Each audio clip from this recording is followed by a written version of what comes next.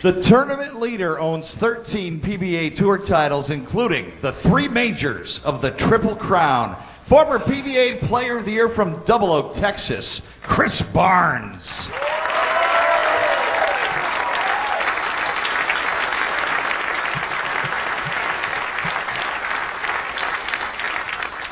Chris in his 14th year on the tour, 41-year-old, as the twin boys, Ryan and Troy, here to cheer Dad on. Rolls his first ball. Way to start.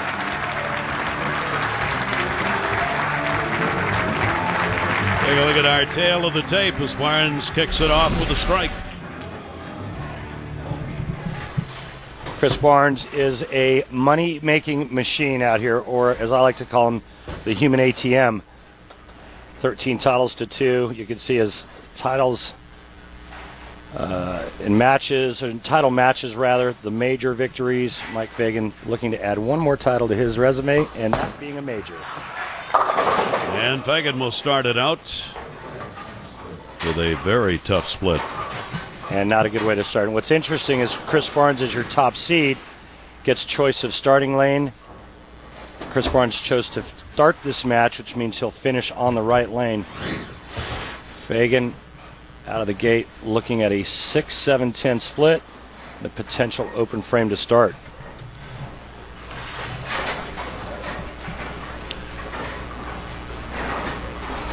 See how he plays it. Did not kick it over far enough and will leave at 7 standing. So that really puts the pressure on when you're in the final against Barnes, who starts it out with a strike, and you end up with a spare to begin. Barnes against Fagan in determining the 1 and 2 seeds here when they met this week did bowl that 300 game against him. Randy talking about what mental impact that might have on Mike Fagan.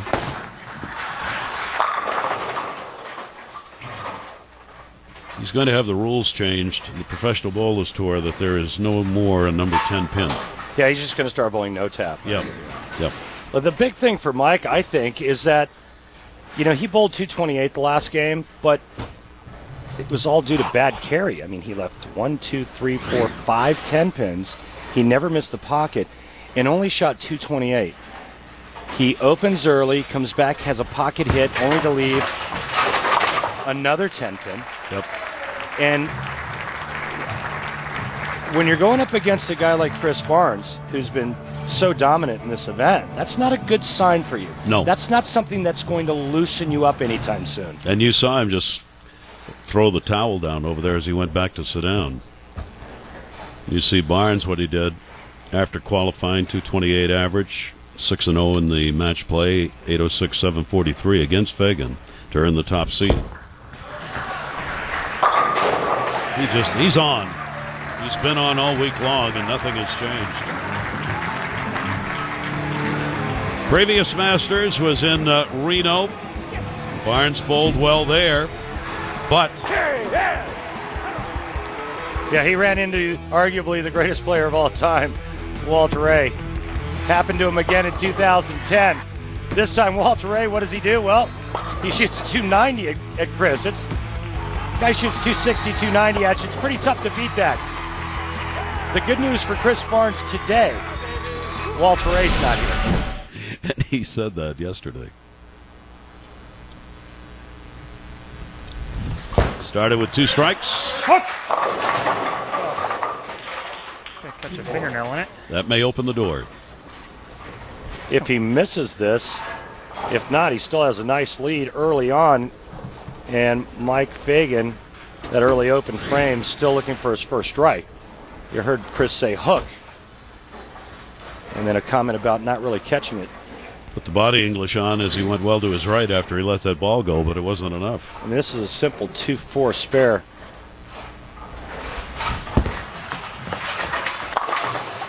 Got it head on. And you can tell he was thankful he did. Yeah, not a tough spare. A little angle at that 2-4, throw it straight and hard, and you should make it with your eyes closed. Mike Fagan finds himself 19 down after only 2 frames for him and 3 for Chris Barnes. Necessitating strikes from here on out for Mike Fagan. His motto coming in, straight is great. He's continued with the big loft. Not a lot of break. And this is unbelievable that 10 pin will not go down. 7 10 pins in 13 frames. It's the only thing he's left other than the split in the first. And he's left a combination of weak 10s and ringing 10s.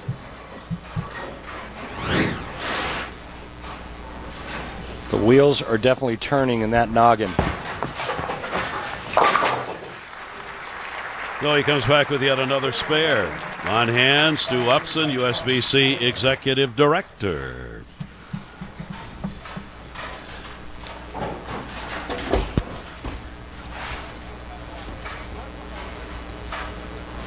Well, there he is. Mike Fagan was standing in front of him there. But our great camera crew, they were able to adjust on the fly. There's Stu Upson. Thanks to him and his great staff at USBC.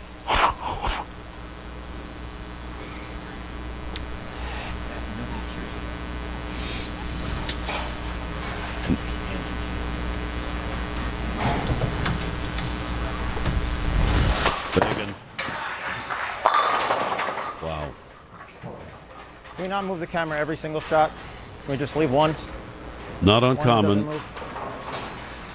that matters going on around him bother him, especially when it's not going well. Yeah. He said, please do not move the camera more than once. Well, all of a sudden now, Yeah. these little things are being noticed. You know what I mean? And that's the distractions that come with a player who gets frustrated. At least this time it was something different than a 10 pin when he hit the pocket. And Mike's got to find a way to just put all that aside, concentrate on figuring out a way to get his ball to face the pocket the right way and get all 10 to go down. Forget about everything else around him. Tall task, but he's more than capable of pulling it off. Chris Barnes does not want to give him the opening. Started with 2 strikes. Then the spare off an 8. Oh! Oh! And he knew he was a little bit high on that. He didn't think he was going to get that done, but it worked for him. Take a look at the Fast Safe Pain Relief Replay brought to you by the makers of Bayer Advanced Aspirin. He's not happy. He's not happy. He's happy. He was really surprised, having caught so much of that head pin, that he was able to come away with the strike on that. Trip 4 is right-hander's best friend. 3 strikes. Come on! Yes! Yes! Right there. Take advantage of that stuff. Well, he's a great strategist. We've talked about it before. It's part of the reason why he's had so much success in the Masters event. But now he's showing you that he can also be a good closer, taking advantage of the fact that Michael Fagan has yet to throw a strike. It's amazing as Fagan goes into the 5th frame.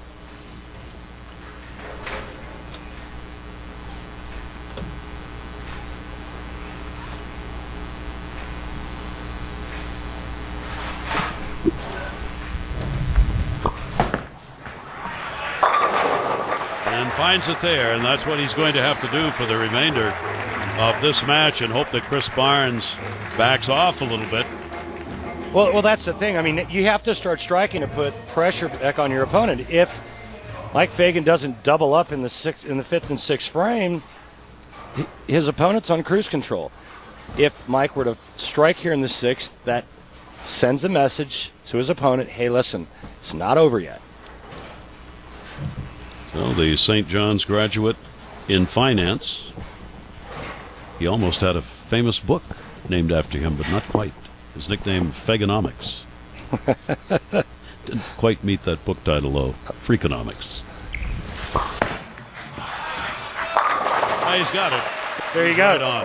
And you saw the body language there. He knows, listen, it's getting late in the game. I have to start stringing strikes. And to have any chance, I got to get the 10-pin out, and he did it just then. Executed perfectly. The 6 gets into the 10 and takes it out late. Now, Chris Barnes, working on a double, can increase his lead to 31. 4 strikes in the 5 frames for Chris Barnes.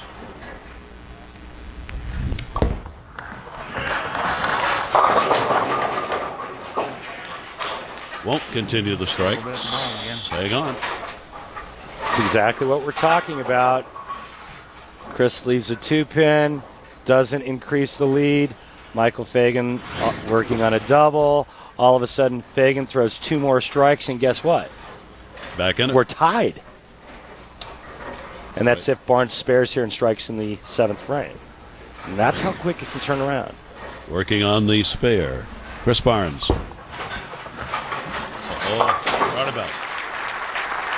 Touch on the bottom. Barnes told us yesterday, he said, this is my Super Bowl. He's Player of the Year last year. Mika Koivuniemi standing next to his wife. Brian Smith directly behind. Mika, last year's Player of the Year. He's won this tournament before. He's also the tour roommate of Chris Barnes. Yeah, it's like a big roommate reunion. Trying to get the strike. Going again, and he does. Make no mistake about it, Chris Barnes is one of the best and will go down as one of the best players in the history of this sport. 13 PBA Tour titles. We showed you, finished second twice in the Masters, now trying to win it and become the 3rd player to win the Grand Slam of the 4 prestigious tournaments. And right now on top. Fagan's had 2 strikes in the last 2 frames, and he's really got to finish up that way if he intends to catch Barnes. A strike here in the 7th, 1 more in the 8th frame, and we're tied.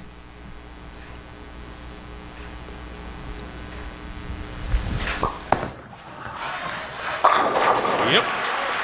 That's big. The next strike's going to be even bigger, though.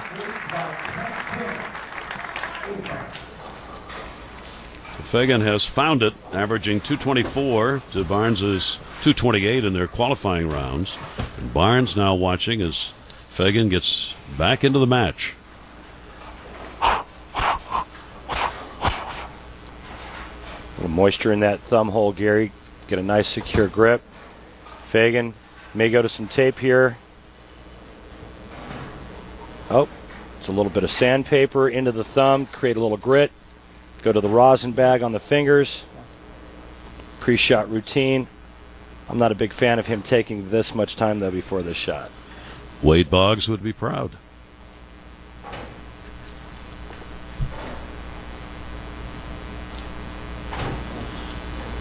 Come on, Michael.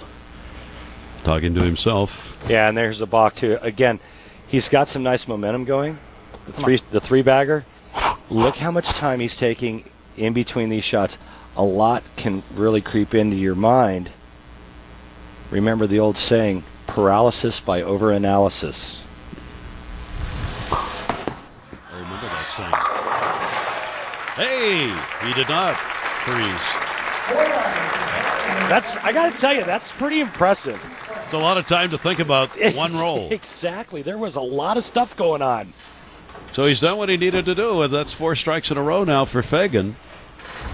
Win today, he joins Altby and Duke as Grand Slam winners. But all of a sudden, it's even. Great finish. And again, you heard the appropriate comment, oh my God.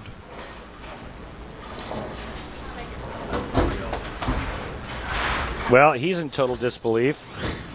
So am I, to be honest with you. Chris Barnes looked like he was absolutely locked in. Remember the last time on that lane, He went light. Or excuse me, went 4-pin the last time on that lane. This time he comes in high again. We'll leave it open. Whoa. Yes, indeed. And it couldn't happen at a worse time, Gary. Now it's 9th and 10th frame. Chris Barnes can strike out to shoot 223. Mike Fagan can strike out to shoot 247. But the door has swung wide open in the favor of Mike Fagan from one errant shot in the 8th frame by Chris Barnes. Top seeds, you see, 2 and 9 all time in the stepladder finals, which is what we are using here. Barnes has got to find one here. There's the 10. Unbelievable how this match has completely swung from the first half belonging to Barnes, and the second half now belongs to Fagan. Well, we saw that in our first match with Brian Smith and Dan McClellan, but just when you thought that the demons were erased, Chris Barnes looked like he was on cruise control. He gets up in the 8th frame. A little pressure applied by Mike Fagan when he came back with a 4-bagger to tie it up, and Barnes the big split in the 8th frame. Now, Michael Fagan has a chance to win his first ever major. All he has to do right now is step up in the 9th and 10th and finish this. 4 consecutive strikes after the first 4 frames in which there were none.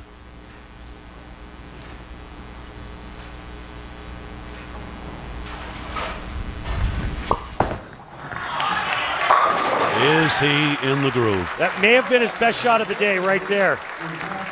There was nothing but commitment and confidence behind that shot. Watch this. Absolutely no emotion after he throws it. That ball is dead flush perfect. That's 10 in the pit. He's in the 220s right now. The best Chris Barnes can shoot is 213.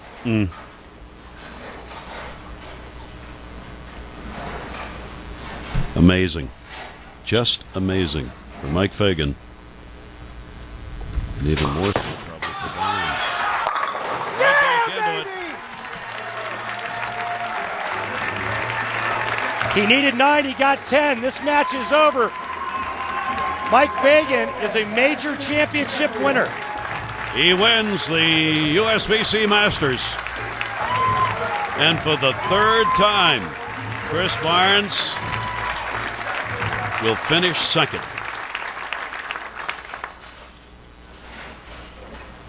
Third career tour title, first major. Going to finish it up. And congratulations to Mike Fagan. Fagan with the comeback win in the final against Chris Barnes and a new Masters champion.